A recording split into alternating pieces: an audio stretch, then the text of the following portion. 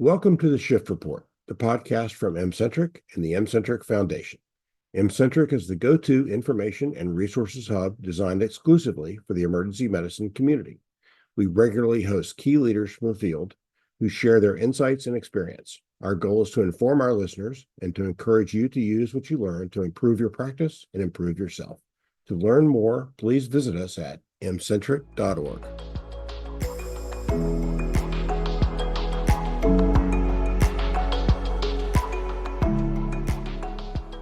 Today, we welcome Phil DiGiacomo. Dr. DiGiacomo lives and works in the Chicago area. He received a medical degree from Thomas Jefferson University and completed residency at the University of North Carolina. As I've learned, and you can see from his social media presence, Phil experienced burnout, has dealt with it personally, and now helps others who are seeking non-clinical outlets or careers. He'll discuss with us his journey and what he has learned from our colleagues struggling with what he went through. Welcome, Phil. Oh, thanks, Phil. Thanks so much for having me. I'm happy to be a part and do my part and to let you know what I do and how I can help and talk about this big problem of burnout that we have.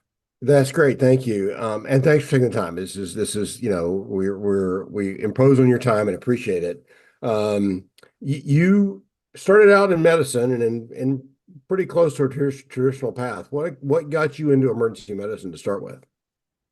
Yeah, I can tell you there's two pivotal moments in my life. One was when I decided to become a doctor, and then second, when I decided emergency medicine was going to be for me. So I decided I wanted to become a doctor when I was watching George Clooney and Anthony Edwards on the show ER, as many of us probably did. But watching that, they were so cool. They were in their scrubs, they had their pagers. I decided at age 13 that that's what I'm going to do. I'm going to become a doctor. So that was kind of the first step. The second was freshman year, Villanova University biology lab. It was like probably like our first lab that we had. A girl 2 tables over from me suddenly had a seizure, and nobody knew what to do in the entire room, including the professor. And then we actually had an on-campus collegiate EMS service called VEMS, or Villanova EMS. And we called them. These guys came in, they took over the scene, they knew what to do, they put her on a backboard, took her to the hospital, and was like, that's what I want. I never want to be in that situation with a medical emergency and I don't know what to do. Yeah, that's great. I think many of us in our various clinical lives have had exposure to these college EMS services. And they're not that experienced because they're inherently young, but they take what they do quite seriously. And I'm sure that was quite a show for you and your classmates when they came in. Yes, it was when they come in, clear out, and we all got shoved into the corner. But hey, it won me over. Yeah, and it's how many people get their start. Now, you finished training and started practicing, and now aren't practicing. So, tell us what happened as you were training, and how did you kind of reach the decision not to practice clinically anymore? Sure. I think it actually began for me in residency. I still remember my second year of residency before I even finished it. I had a couple conversations with my wife, and I said, "Hey, do you think I should do a critical care fellowship?" And she kind of became pretty worried and was like, "Why are you asking?" And I just began to be concerned that what the reality of emergency medicine practice was is not something I would be able to do the rest of my career. I felt like there was too few emergencies and a lot more administrative burden, difficult patients that kind of outweighed the real work that we did. So I remember having pretty strong feelings that I may want to do a critical care fellowship, but I decided not to. And that was primarily because I was a little greedy. I needed money. I needed an attending salary. I had student loans that I had been neglecting, and my wife had student loans as well from medical school. So I decided, you know what, I'll be all right. I will have plenty of days off to recover. And I think my first mistake was taking an all night shift only position right out of residency. I did it for about a year and a half, and anybody who knows me knows that I hate night shifts, and I have my entire career. I just don't physically, it's hard for me to stay awake. I don't feel good. I'm the opposite of a night owl. I'll get up at 5 a.m., no problem. So that was the beginning of the burnout because that took a physical toll on me. And then being there in the middle of the night, you would be shocked at, well, not anyone listening to this podcast would be shocked, but how few emergencies came rolling in. I still remember an 18-year-old came in high on weed by ambulance because his thumbs hurt from playing Xbox all day long for 8 hours, and he had blisters on his thumbs. And that came into the ER at 2 or 3 in the morning. And I'm like, is this real life? I mean, wow. So then I thought, you know what? Maybe it's the nights only. So I got another job, actually in a different state in Maryland. I had two residency mates who worked there, and they're like, hey, this is a great job. It pays well, and you're near the beach. I was like, sold. Let's do it. And it was a nice change, but it didn't fix my burnout. I still was working more than the minimum because I was trying to pay off student loans, and we had accumulated some debt for fertility treatments because we ran into some fertility treatments. So that didn't really fix it. And then after a while, we're like, you know what? It's this area. It's pretty remote. We're having trouble kind of establishing a friend base here. So let's try one more move. So we moved to Illinois, took a different job, totally different hospital and company. And it was the same thing. It's the same result. My burnout wasn't fixed. It was systemic. It didn't matter where I was working. I just kept getting more and more disillusioned and frustrated and physically and emotionally burnt out. And it was seeing, 3 patients an hour and making sure you're charting and documenting everything, practicing defensively, handling all the demanding patients, challenging consultant phone calls, all those things that everyone listening to this podcast experiences on a daily basis. And I finally just got to the point where I told my wife, I was like, I got to leave. I have to get out. But I struggled to find out what the options were. So I didn't know what else you could do if you were a physician, but you didn't want to take care of patients anymore. And there's some websites out there and there's some expensive courses, but nothing helped me that much. It was really trial and error and kind of doing it all myself and applying to jobs and getting rejected and considering getting an MBA. So ultimately, I felt very fortunate that I got a job working for an insurance company. So I worked for a large health insurance company, and I have for the past 3 years. And I've been doing it full time, 100% remote. I work from home, the exact opposite of an ER schedule, but also as pretty boring as you could get comparing to an ER schedule. So it's an interesting pathway, and you work in the payer space, and there are other people who work in the payer space, and you have a steady job and pretty predictable, and it's a job. It may be boring. It's not, but I think people that listen to this podcast know better, but people think the emergency department is sort of, an incredibly exciting place every minute of because it's like ER, which it's not. And you made the conscious decision to get there, but it was not that easy to get there. So you also, we're not going to talk so much about your payer space role, but you also help clinicians now and physicians who are in a situation like you were in. Tell us how that started and tell us a bit about what you do. Sure. Well, I think that the worst thing that could happen is when you're burnt out, is when you can't see or find a way out of that space. And that's like the worst feeling I felt in my life. I felt completely powerless. I was like, I need to leave and I don't know what I can do. Once I left clinical medicine, so over the past 3 years, I've had so many people reach out to me because they were curious, what is your job like? And how did you find it? And what is a day like for you? How do I get a job like that?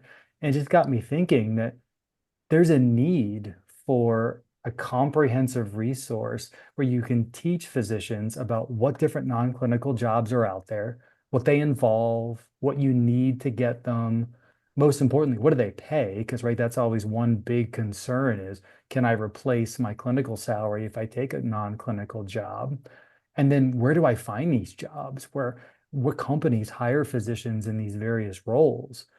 So one thing that I've created that seems to help the most is I've created an online course that I offer through my website that discusses 18 of the most common and lucrative non-clinical jobs.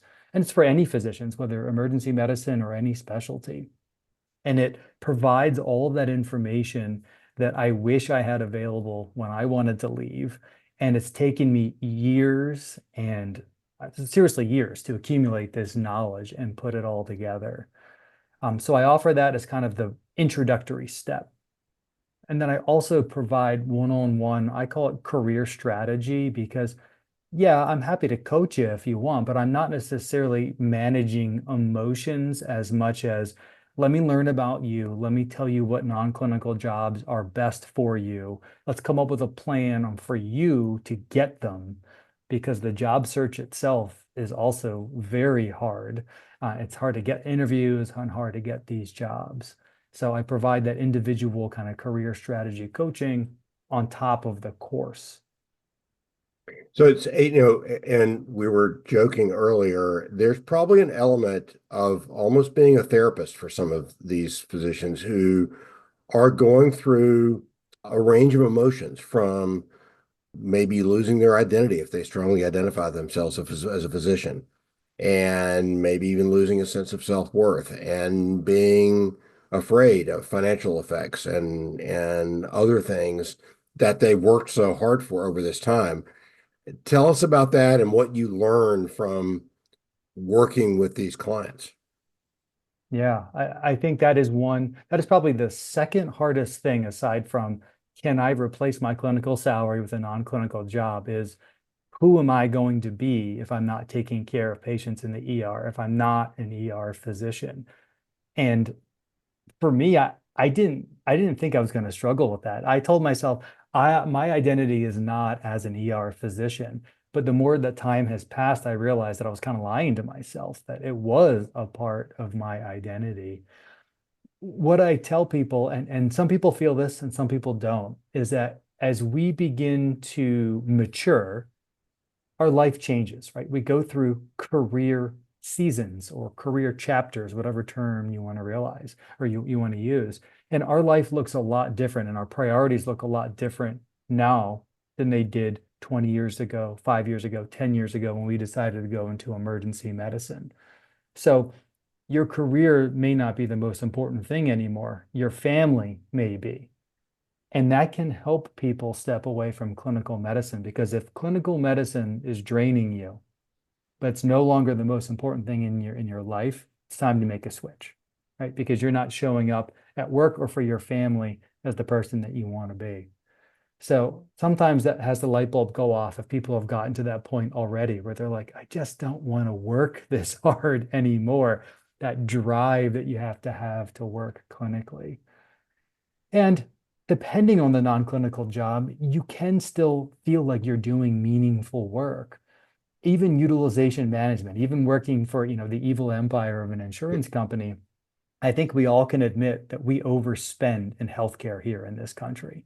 And we need monitors and regulators because physicians want to always use the latest and the greatest and the most expensive technology, and it may not produce the outcomes that we're looking for or be what that patient needs. So we still overspend and we need a way to self-regulate. So I do provide that value. Is it always enjoyable or easy or as fulfilling as taking care of a patient? No, but I still know that I am contributing in a positive way while I work my job, my banker hour job. I would agree. I think that job's not for everybody, but I think we would all agree that we would prefer to have those decisions made by a live human physician who is well educated and understands the broader scheme. So, an important job to be done, no doubt. There's a term that gets used. The term is side gigs, where people are looking for extra things to do, maybe beyond, maybe in addition to a clinical workload. What I assume some people reach out for you to you with that question too. How does that population differ from the people who just want to do something completely different and not practice? Or is there a lot of overlay, or do I even have it right or wrong? I would say, and I think this is mostly because of the way that I present myself on social media, is that I basically tell my story of burnout. And I think a lot of people relate to it. So most of my clients are pretty significantly burnt out and they either want to fully leave clinical medicine or find a side gig, like you said, just to reduce their number of clinical shifts if they're an ER, or reduce the number of clinical days they have to work in an office if they're office based. I do have some people saying, hey, I just want to make some extra side income. And whatever their kind of experience is okay. The part-time jobs are the part-time jobs, whether you're burnt out or not. But I do think it's a great way to just have an extra stream of income, which I'll be honest, I never thought I needed as an ER physician until COVID hit, when our hours were reduced and all of a sudden I couldn't make the same salary. I never thought that my salary was going to be in danger. Um, but most people that come to me are burnt out and they want at least some way to reduce their clinical shifts or leave altogether. And again, that's kind of my doing, because I share my story. I talk about burnout. I talk about my pain, my long process to get where I am. So I think I attract those clients more than somebody who just wants some extra money on the side.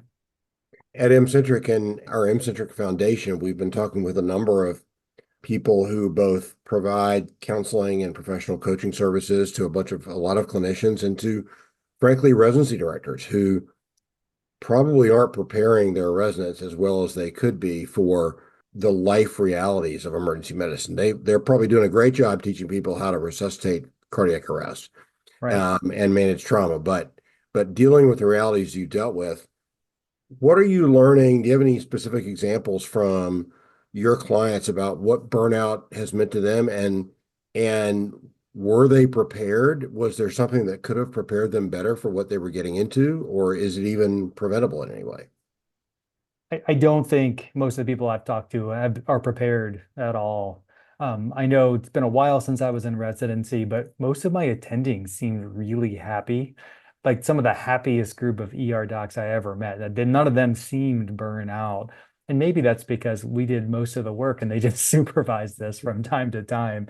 But we certainly didn't have any discussions about, hey, burnout is a thing. You will likely experience it sometime in your career.